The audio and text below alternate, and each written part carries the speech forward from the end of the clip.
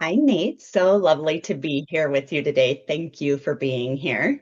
Absolutely. Thanks so much, Cheyenne, for having me on and allowing me to have this conversation with you. I really appreciate it. Wonderful. So, we have some questions for you. We wanted to know from your experience, why is financial education so important for people with disabilities and their families? And how does ABLE fit into that bigger financial picture? So, from my personal experience, I came on board with Able NRC in 2021 as one of the BIPOC outreach ambassadors. And we know that the intersection of between disability, race, and poverty is so vast. And I knew from my own personal experiences, I didn't have a lot of financial literacy education, and I had to really use some unique strategies to be able to maintain eligibility for public benefits because I knew that education was a great equalizer for me and it would allow me the opportunity to pursue integrated and competitive employment. And with that, it meant earning more money and potentially impact to the public benefits that I needed to live well and do the things that I wanted to do. And Abel came along at the right time for me in 2016. Ohio was one of the first states in the country, or the first state in the country, to start their program with Ohio Stable. And I signed up within the first month. And it really allowed me for the first time to think about what I valued and what type of life I wanted to live because I was not burdened by that $2,000 limit. And I could think about how I wanted to live my life and, if I wanted to travel and meet people or buy an accessible vehicle, own my own home. All of those are bigger financial purchases that a lot of people take for granted. But for people with disabilities, they're often impossible, and they were impossible in many cases before able accounts. And so, this discussion around financial education really gives people living with disabilities the agency to make decisions about what their own lives and make sure that they are in control of what happens to them. Wow, that is such a powerful share. Thank you so much, and so impactful. Really, that just it touches my heart, and I know all the folks here listening really appreciate hearing from you in this way, and really profound. Thank you. And so, what advice would you give to supporters about using this time of year to build good financial habits, stay informed, and prepare for an even stronger year with Able in 2026? This time of year is a time of reflection for everyone. We're all setting goals and thinking about rich possibilities in the future. And I think people living with disabilities are no exception to that. Able NRC, I think, has an abundance of helpful resources. I know the decision guides for me were really critical in deciding, especially starting my able journey, in deciding how I wanted to use my money and helping me think about different ways I could contribute to my able account because I didn't always work full time. I had to have a really unique journey, and I used part time work and volunteering as a stepping stone to full time work. And it's a little more challenging, you know, living on my own on a part-time income because the cost of living was rising even back then, and we were dealing with the pandemic, and I really relied on the specialized resources from the Able National Resource Center to make the most of my Able account and help me decide how I wanted to save and invest my money. Um, and when I think about moving forward, we have the Able Age Adjustment Act. I know I do a lot of work in the developmental disabilities community, and those of us with more lifelong disabilities were presumptively eligible since able accounts began, but allowing folks up to age 46 to have that eligibility, I think, is critical for people who acquire disabilities later in their lives. But they may also have more financial obligations, maybe, children and families to support.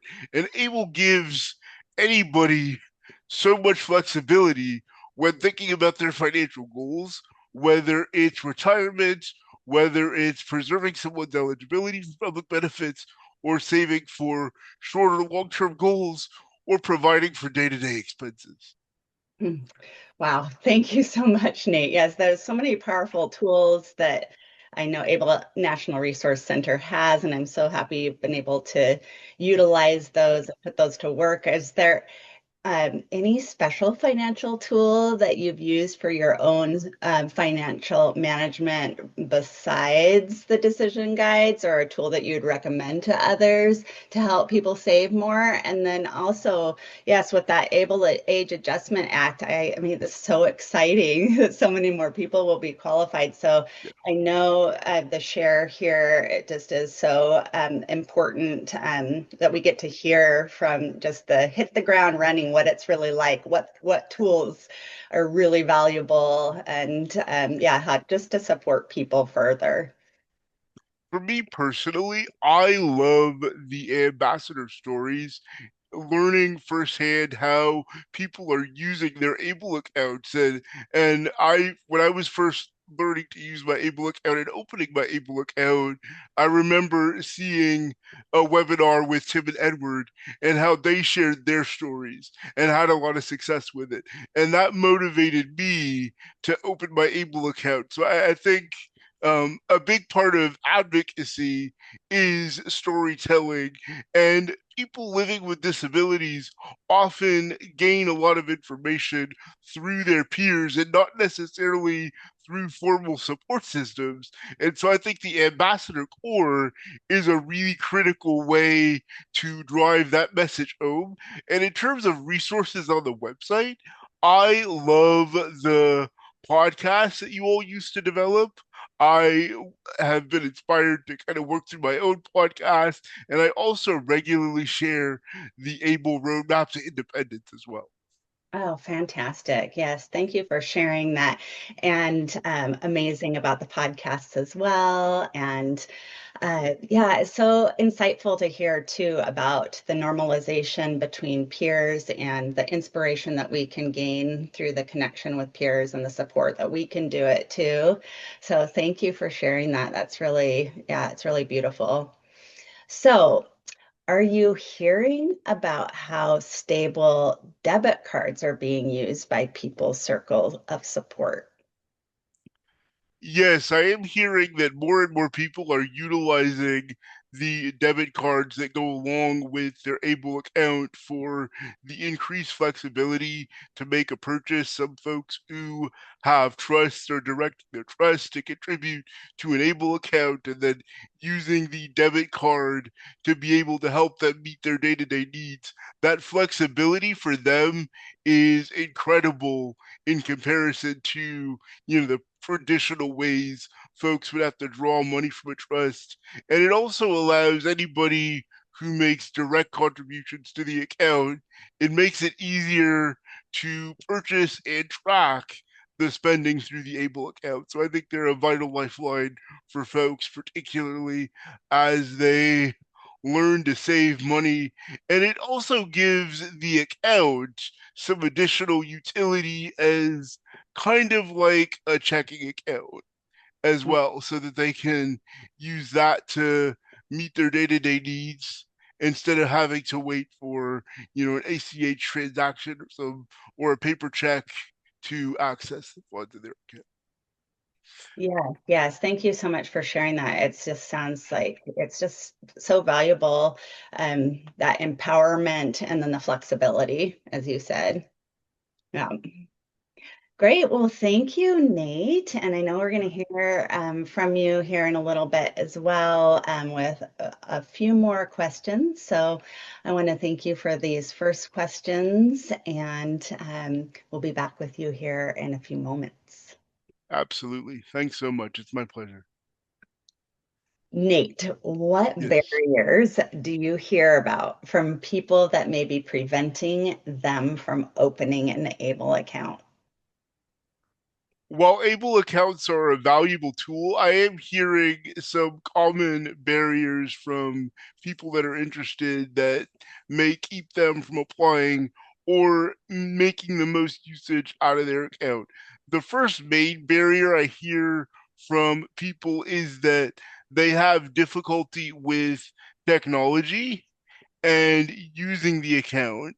I know in Ohio, we do have a robust customer support team, and they can send a paper application and facilitate an account through the mail, but they have to be managed online.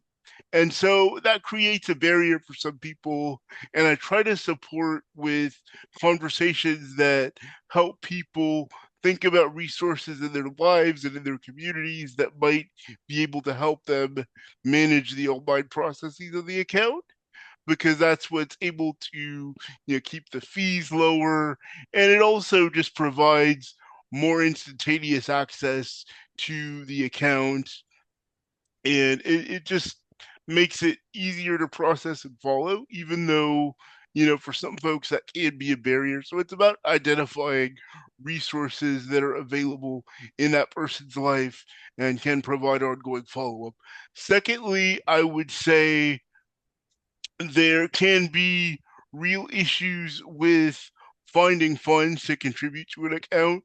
So again, it's about really finding resources in that person's life or their community to help them think about their financial goals and make a plan for regular contributions, no matter how small. The key is getting started. And thirdly, more recently, I'm hearing a lot of questions around the intersection of able accounts and what that means for Medicaid estate recovery. And so we continue to work with legal subject matter experts, licensed lawyers to help us talk about what that could mean and to help account owners plan for the future. Fantastic. Those are incredible insights and questions. Hearing from you directly has been really powerful, Nate, and we really appreciate you being here. We appreciate you being an able NRC ambassador. And yeah, thank you for all of the work that you do and the outreach that you do. It's been a total pleasure getting to hear from you. Thank you for the opportunity. It means so much to me, and I can't wait to see everything that 2026 has in store for Able NRC, particularly with the Age Adjustment Act and all of the outreach that you all are going to do to support it. Ah, thank you, Nate. Yes. All right. Well, and so we'll be moving on from here, and we wish you a wonderful holiday season, Nate. Take care. Thank you so much. Happy holidays.